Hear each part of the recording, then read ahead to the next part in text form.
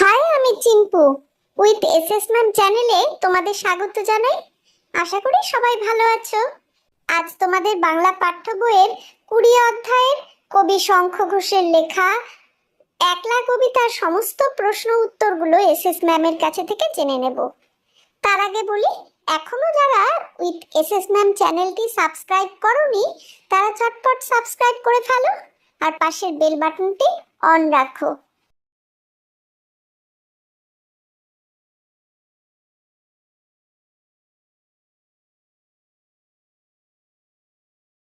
কবি পরিচিতি। শঙ্খ ঘোষের জন্ম 1932 সালে। বিশিষ্ট কবি, প্রাবন্ধিক, অধ্যাপক। জন্ম চাঁদপুর, বাংলাদেশ। প্রথম কাব্যগ্রন্থ দিনগুলি রাতগুলি। এছাড়াও লিখেছেন নিহিত পাতাল ছায়া, বাবরের প্রার্থনা, পাজরে দ্বারের শব্দ ইত্যাদি। ছোটদের জন্য লিখেছেন ছোট্ট একটা স্কুল, অল্প বয়স, কল্প বয়স, শব্দ নিয়ে খেলা, সকালবেলার আলো, সুপুরি বনের শাড়ি, শহর পথের ধুলো ইত্যাদি। প্রবন্ধের বই হিসেবে কালের মাত্রা ও রবীন্দ্র নাটক, ছন্দময় জীবন ইত্যাদি উল্লেখযোগ্য। পাঠ্য কবিতাটি তার আমায় তুমি লক্ষ্মী বলো কবিতার বই থেকে নেওয়া হয়েছে। একে দাগে প্রশ্নটি নিজের ভাষায় লেখো। 1 তুমি কখন একলা থাকো? উত্তরে লিখবে, আমার যখন খুব মন খারাপ হয় তখন আমি একলা থাকি। 2 সবুজ গাছপালায় ছাওয়া পথ তুমি কোথায় দেখেছ? সে পথে চলতে তোমার কেমন লেগেছে?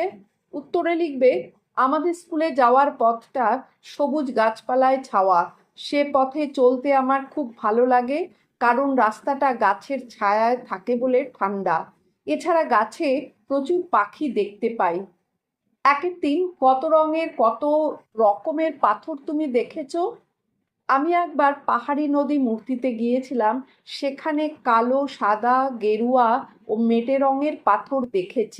আমি বেলে পাথর আর মার্বেল পাথর দেখেছি।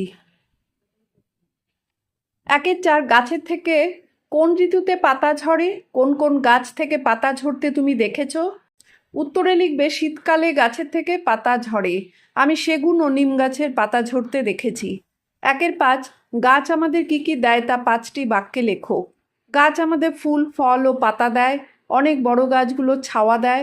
পশু পাখিদের বাসস্থান এই গাছ। গাছের শিকড় মাটি ধরে থাকে বলে মাটি ক্ষয় হয় না। এছাড়া গাছ আমাদের অক্সিজেন দেয়। কিছু গাছ থেকে কাঠ পাওয়া যায়। 6 পশ্চিমবঙ্গের কোন জেলায় শালবন রয়েছে? শালপাতাকে মানুষ কিভাবে ব্যবহার করে? পশ্চিমবঙ্গের পশ্চিম মেদিনীপুরে শালবন আছে। শালপাতার দ্বারা থালা ও বাটি হয়, শুকনো শালপাতার জ্বালানি ভালো হয়। 7 বাজনা শব্দটা শুনলে তোমার চোখে কোন কোন ছবি ভেসে ওঠে? কোন কোন বাজনার নাম তুমি জানো? কোন কোন বাজনা বাজতে তুমি দেখেছো? বাজনা শব্দটা শুনলে আমার বিভিন্ন পুজোর কথা মনে পড়ে, বিশেষ করে দুর্গাপুজোর কথা।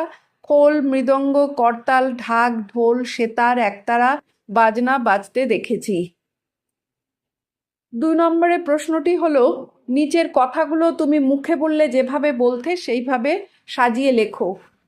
2 ওসব হিসাব ভুলিয়ে দেয়। 2 আর কোনোই দুঃখ থাকে না। 2 যদি ঠিক সাড়া দিই। 3 প্রশ্নটি নিচের এলোমেলো শব্দগুলোকে সাজিয়ে লেখো। প্রথমটা হবে তালসুপুরি, তারপরেরটা কাঠবিড়ালি, তারপরেরটা গাছপালা এবং শেষেরটা ইতস্তত। 4 প্রশ্নটি হলো, এদিক ওদিক এই কথাটা এক ধরনের শব্দেরা যেমন পাশাপাশি বসে আছে, সেই রকম পাশাপাশি বসে থাকা শব্দ পারলে নিজেই লেখো, নয়তো খুঁজে নাও শব্দঝুড়ি থেকে। যেমন এপার ওপার, একাল সেকাল, এখানে ওখানে, এরকম সেরকম। 5 প্রশ্নটি হলো, ঘর বার এই রকম পাশাপাশি বসে থাকা উল্টো কথা তুমি কটা জানো লেখো। যেমন আলো অন্ধকার, উপর নিচ, ডান বাম, ভালো মন্দ ইত্যাদি। 6 প্রশ্নটি হলো, শব্দঝুড়ি থেকে খুঁজে বার করো নিচের কোন শব্দটার সঙ্গে কোন শব্দটার বিপরীত সম্পর্ক আছে। মস্ত হবে ছোট, দুঃখ হবে সুখ, আশীর্বাদ হবে অভিশাপ। 7 প্রশ্নটি, নিচের দাগ দেওয়া শব্দগুলো দেখে বিশেষ্য বিশেষণ আলাদা করে লেখো। এখানে একলা হবে বিশেষ্য, 7-2 সবুজ হবে বিশেষণ, 7-3 মাথা হবে বিশেষ্য, 7-4 পাতা হবে বিশেষ্য। 8-এর দেখে প্রশ্নটি, নিচের বিশেষ্য শব্দগুলোকে বিশেষণে বদলালে কি হবে?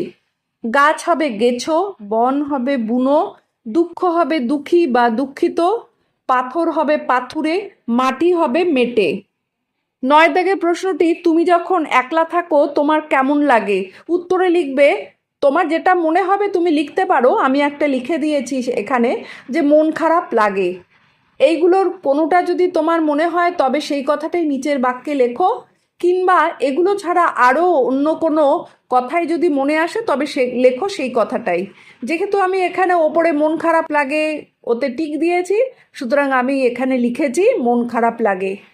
9-2, কোন গাছ তোমার সবচেয়ে পছন্দের? উত্তরে লিখেছি পলাশ গাছ। তোমাদের যদি অন্য কোনো গাছ ভালো লাগে তাহলে সেটা লিখবে। সে গাছ কি তুমি দেখেছো? হ্যাঁ দেখেছি। কেন ওই গাছ সবচেয়ে ভালো লাগে তোমার? পলাশ গাছকে আমার সবচেয়ে ভালো লাগে কারণ লাল ফুলে যখন গাছ ভরে যায় তখন খুব সুন্দর লাগে দেখতে। 9-3, কেমন বন্ধু তোমার ভালো লাগে?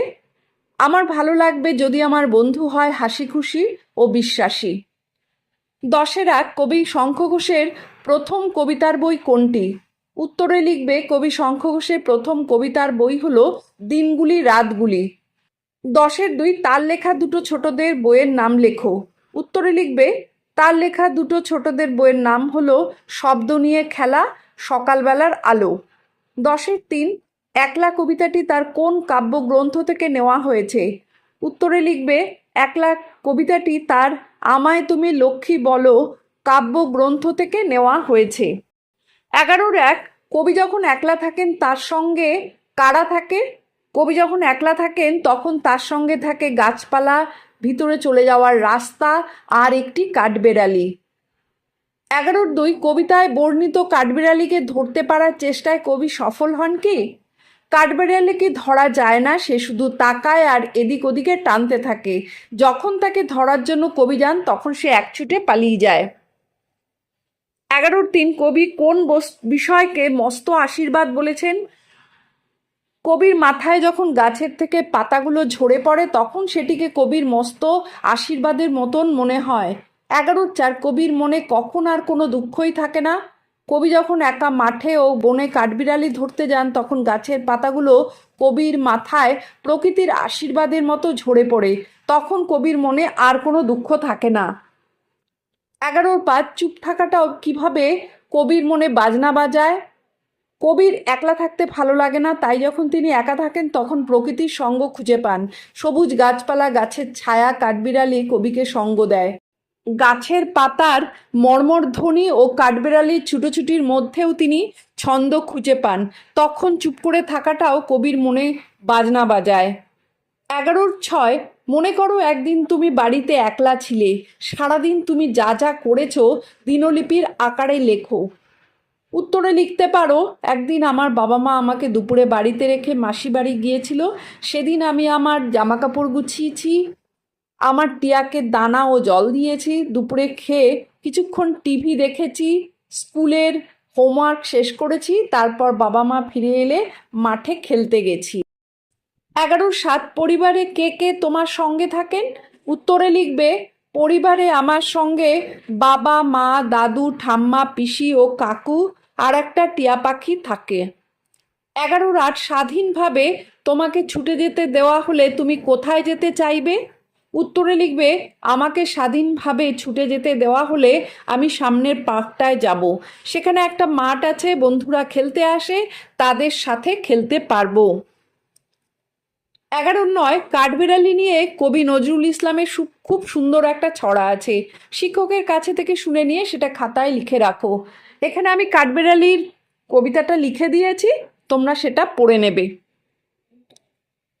11-র 10, জগদীশচন্দ্র বসু আমাদের শিখিয়েছেন যে গাছেরও প্রাণ আছে, তুমি একথা কিভাবে বুঝতে পারো?